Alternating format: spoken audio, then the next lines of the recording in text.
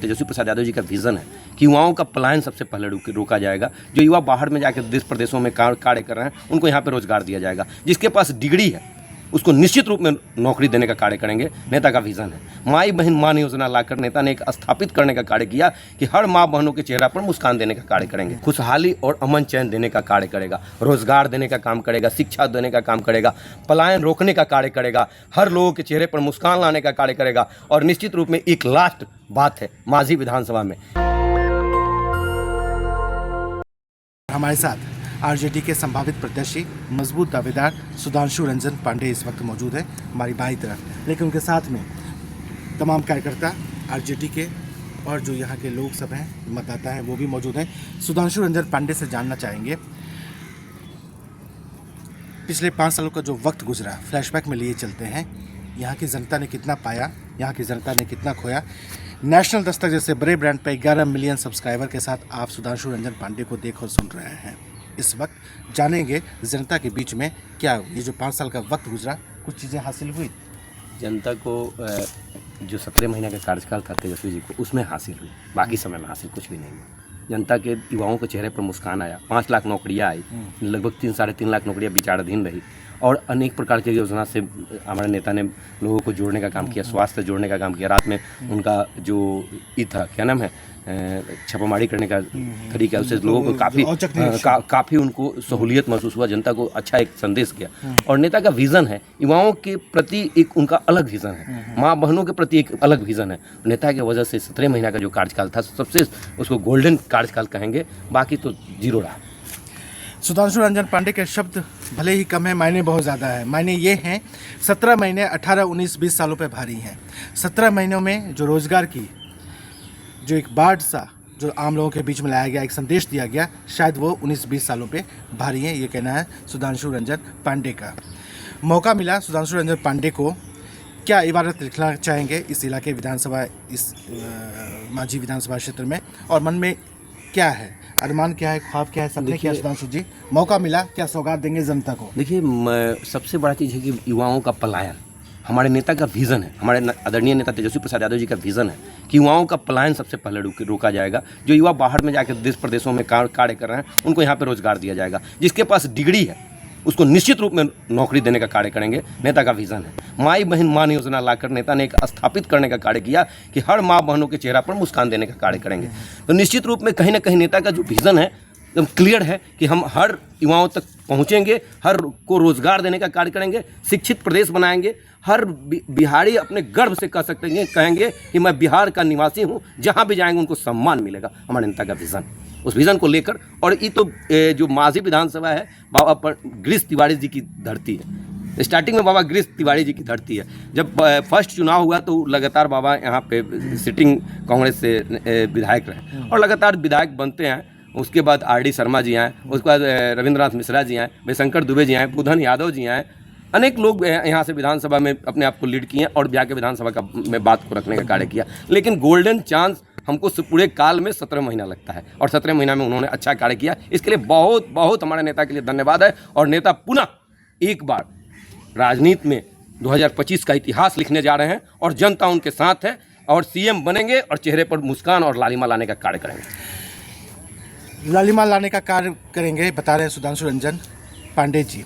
लेकिन 17 महीनों की बात चली है, आपके मन में क्या है? अगर मौका मिला, एक काम वो बताइए मांझी इलाके में जो शायद सबसे पहले महीने में, हफ्ते में, 6 महीने में आप करना चाहेंगे। ये सबसे पहले हम मॉडल स्कूल का स्थापना कराएं, क्योंकि जो स्कूल है वहाँ पे जो प्राइवेट स्कूलों से के तर्ज पर सरकारी स्कूल होनी चाहिए और बच्चे को ज़्यादा से ज़्यादा सुविधा मिलनी चाहिए। तो हम लोग मॉडल स्कूल और हेल्थ पर विशेष करके, तीसरा मेरा हम लोग का मुद्दा है, 2 मुद्दा तो एकदम सटीक है कि हेल्थ में बढ़िया सुविधा मिलेगा, जो प्राइवेट अस्पतालों में मिलता है सरकारी अस्पतालों में मिलना शुरू हो जाएगा। तो निश्चित रूप में अगर सरकारी अस्पतालों में मिलेगा तो गरीब गुरबों का कल्याण होगा, हर लोग इलाज कराने में सक्षम होंगे। और जब वही चीज़ शिक्षा में आती है कि अगर शिक्षा सही ढंग से दिया जाए तो हर एक गरीब गुरबे का लड़का अपने जगह पर जाएगा, पढ़ाई करेगा और उसको लगेगा कि मैं प्राइवेट स्कूलों में पढ़ रहा हूँ। तो उसका सबसे बड़ा विज़न है। तीसरा विज़न है और मुख्य विज़न है कि रोजगार लाना हमारे नेता का विज़न है। तो हम लोग का भी विज़न है। हम लोग लगातार अपने लोगों के बीच में जाकर और बताने का काम कर रहे हैं, नेता के हर योजना को बताने का काम कर रहे हैं। बिजली की बात हो, पेंशन की बात हो, माई बहन मान योजना की बात हो, हर योजना के बारे में हम लोग जनता के बीच में रख रहे हैं कि नेता को लाइए, निश्चित रूप में हम लोग कार्य करने का काम करें। चूँकि तेजस्वी यादव के कई इंटरव्यू को हमने किया भी है, रोजगार पलायन भ्रष्टाचार की बात पूरे बिहार में सुर्खियों में है और देश के स्तर पर चर्चा में है। सुधांशु रंजन पांडे खुद युवा हैं, युवाओं के वास्ते क्या सोच है, यहाँ कौन सी प्रायोरिटी में रोजगार की बात करें, पलायन की बात करें, करप्शन की बात करें, क्या देखते हैं आप, प्राथमिकता में कौन आगे कैसे? मतलब देखिए, युवा विजन उनका सबसे पहला विजन था कि लोग कहते हैं खेलोगे कूदोगे होगे खराब। हम लोग, हमारे नेता ने आते कहें खेलोगे कूदोगे होगे नवाब, खेलोगे कूदोगे तो होगे नवाब, मेडल लाओ नौकरी पाओ, स्पोर्ट। बिल्कुल से युवाओं की जो समस्या है पलायन, रोजगार, भ्रष्टाचार, जी, यहाँ सबसे अहम क्या देखते हैं आप? हम रोजगार, देखिए रोजगार जब होगा तो हर कुछ धीरे धीरे सब कुछ संभालने लगेगा, क्योंकि रोजगार होगा तो पैसा आएगा, पैसा आएगा तो उनके घर का खर्च चलेगा, उनके परिवार खुशहाल परिवार होगा। तो सबसे पहले रोजगार का मुद्दा होता है, और शिक्षा की मुद्दा होती है, स्वास्थ्य का मुद्दा होता है, पढ़ाई की मुद्दा होती है। मतलब ये 3 मुद्दा जो है मुख्य रूप से मुद्दा है। चूँकि महिलाएं भारी तादाद में वोट करने वाली हैं, हज़ारों महिलाओं से हमने बात किया, डबल इंजन महिलाओं के वास्ते फोकस है और कहते हैं कि एम्पावरमेंट को हमने बल दिया, जोर दिया, और मांझी में भी ये चीज़ें उनके नज़रों में दिखाई दे रहा है। आपके नज़रों में क्या सशक्त हुई महिलाएं यहाँ की? नहीं, 20 सालों में उनको कुछ नहीं मिला है। जो 17 महीने का कार्यकाल था उसी में जो मिला है, कहीं के भी किसी ग्राम में चले जाइए, शिक्षा से एक आदमी जब नौकरी हुआ है तो उनको नौकरी मिला है।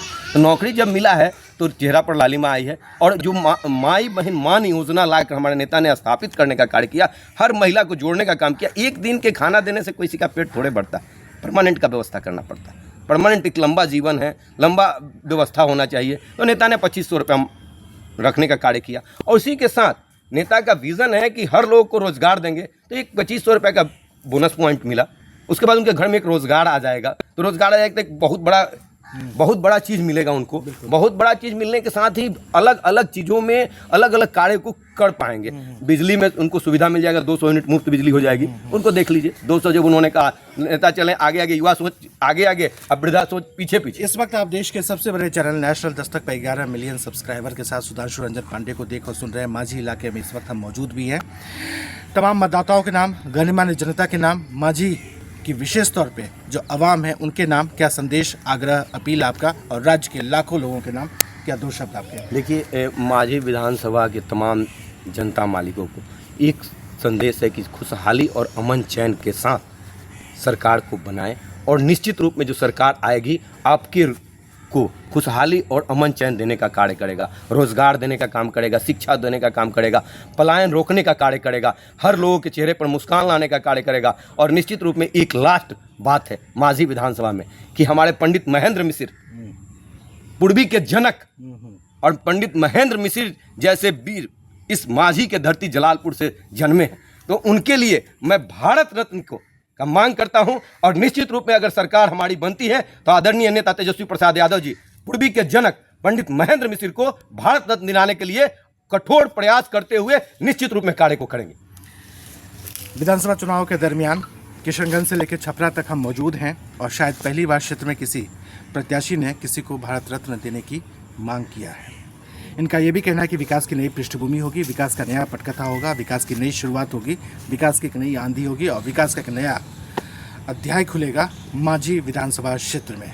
नेशनल दस्तक के लिए मैं विमलेंदु मिश्रा, बहुत बहुत शुक्रिया, आपने वक्त दिया। बहुत बहुत धन्यवाद। दस्तक की आपसे गुजारिश है कि अगर इसको बचाना चाहते हैं तो नेशनल दस्तक को सब्सक्राइब करने के लिए रेड कलर के सब्सक्राइब बटन को दबाएं, फिर बेल आइकन की घंटी दबाएं। नेशनल दस्तक को बचाने के लिए बहुत जरूरी है कि हर खबर को शेयर करें, लाइक करें, कमेंट जरूर करें।